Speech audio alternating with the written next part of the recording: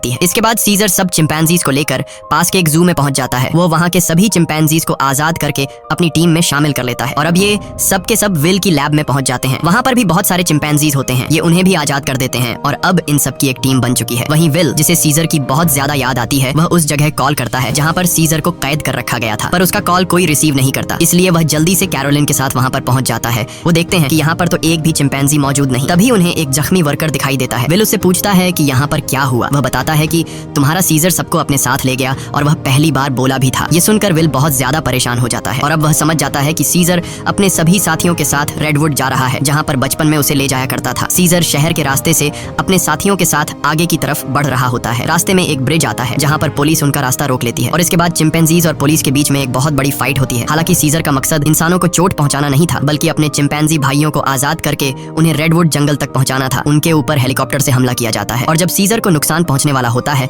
तो तभी वहां पर एक गोरिल्ला हेलीकॉप्टर के ऊपर कूद जाता है और हेलीकॉप्टर को क्रैश कर देता है, जिससे उसकी जान चली जाती है। और तभी वहां पर कोबा नामी चिंपैंजी आता है। कोबा वही चिंपैंजी है जिसकी बॉडी पर लैब में एक्सपेरिमेंट किया गया था, जो उस आदमी को मार देता है जो हेलीकॉप्टर से उन पर गोलियां चला रहा था। यहाँ जब एक गोरिल्ला पुलिस वाले को चीरने वाला था, तब सीजर उसे रोक लेता है, क्योंकि सीजर पुलिस वालों को रोकना चाहता था, उन्हें मारना नहीं। अब ये सब के सब ब्रिज को क्रॉस कर रेडवुड पार्क पहुंच जाते हैं, जहाँ पर विल भी कुछ देर में पहुंच जाता है। वो सीजर को आवाजें देने लगता है। इस दौरान एक दूसरा चिंपैंजी विल पर हमला करने वाला होता है कि तभी सीजर उसे रोकता है। विल सीजर से कहता है कि तुम मेरे साथ घर चलो, नाराजगी छोड़ दो, नहीं तो पुलिस तुम सबको मार देगी। सीजर विल को अपने गले लगाता है और उसके कान में कहता है कि अब यही मेरा घर है। और विल समझ जाता है कि सीजर को उसकी दुनिया मिल चुकी है, वह उसके साथ लौट कर नहीं आएगा। विल सीजर से कहता है ठीक है, ये तुम्हारी जिंदगी है, जी लो इसे। जिसके बाद विल सीजर को यहीं छोड़कर चला जाता है। अब सीजर और उसके साथियों की यह एक नई दुनिया है और सीजर इन सब का लीडर है। वहीं हमें विल के पड़ोसी को दिखाया जाता है, जिसकी उंगली सीजर ने काटी थी और अचानक उसकी नाक से खून निकलने लगता है। दरअसल फ्रैंकलिन, जो विल का कोलीग था, जिसने एक्सपेरिमेंट के दौरान गैस इनहेल कर ली थी, वो ये सब कुछ बताने के लिए विल के घर आया था। लेकिन विल घर पर न होने की वजह से फ्रैंकलिन उसके पड़ोसी के पास गया। अचानक उसे खांसी आई, जिससे खून के छींटे उसके ऊपर गिर गए और अब ये भी उस वायरस से इन्फेक्टेड है। दरअसल ये एक पायलट होता है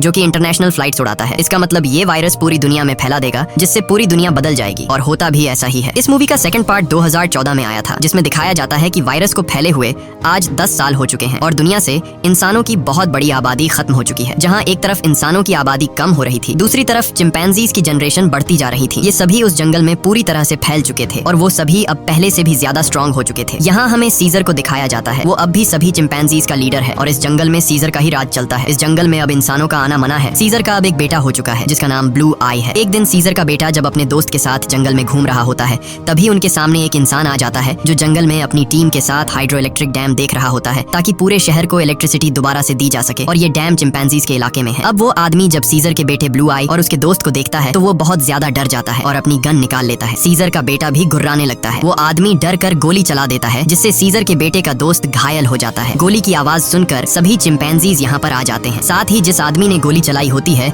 उसके साथी भी आ जाते हैं, जो यहाँ पर डैम ढूंढ रहे होते हैं। चिंपैंजीज उन्हें मारना चाहते हैं। वो सब उन लोगों पर बहुत ज्यादा गुस्सा होते हैं। तभी इंसानों के ग्रुप का लीडर आगे आता है, जिसका नाम मैल्कम है। वो सीजर से बात करता है। वो उसे बताता है कि हम यहाँ पर किसी को नुकसान पहुँचाने के लिए नहीं आए, हम तो बस यहाँ सिर्फ शहर की बिजली ठीक करने के लिए डैम ढूंढ रहे हैं। सीजर उससे कहता है चलो ठीक है, इस बार तुम आ गए, लेकिन दोबारा यहाँ पर मत आना, तुम सब यहाँ से चले जाओ। अब वो सब के सब यहाँ से चले जाते हैं और इन्हीं चिंपैंजीज में जो कोबा होता है, जिसके ऊपर कभी इंसानों ने एक्सपेरिमेंट्स किए थे, जो इंसानों से बहुत ज्यादा नफरत करता है, वो सभी चिंपैंजीज से कहता है कि इंसान दोबारा से हमारे इलाके में आ गए हैं, वो हमें फिर से नुकसान पहुंचाएंगे, इसलिए इंसानों को हमें अपनी ताकत दिखानी होगी। और सीजर भी अब उसकी बातों में आ जाता है और ये सब तय करते हैं कि ये इंसानों की बस्ती में जाएंगे।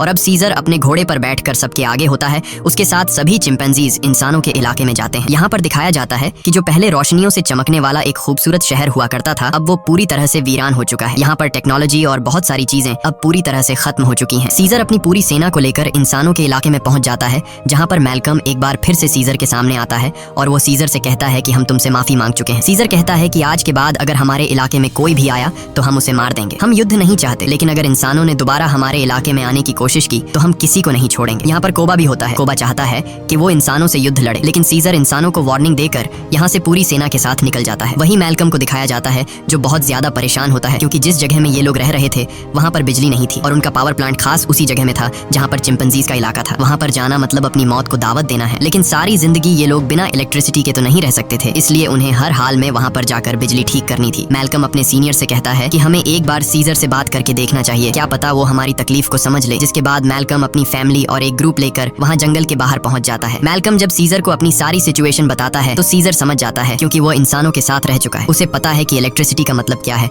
और इंसानों के लिए वो कितनी जरूरी है। सीजर कहता है ठीक है तुम लोग अंदर आ सकते हो, मगर एक शर्त पर, तुम्हें सारे हथियार हमारे हवाले करने होंगे। मैल्कम मान जाता है और अब अपनी टीम के साथ वो उस जगह पहुंच जाता है जहाँ पर पावर प्लांट है और इसके बाद ये लोग वहाँ पर काम करना शुरू कर देते हैं। मैल्कम की वाइफ और उसका बेटा चिंपैंजीज के बच्चों से बहुत जल्दी घुल मिल जाते हैं।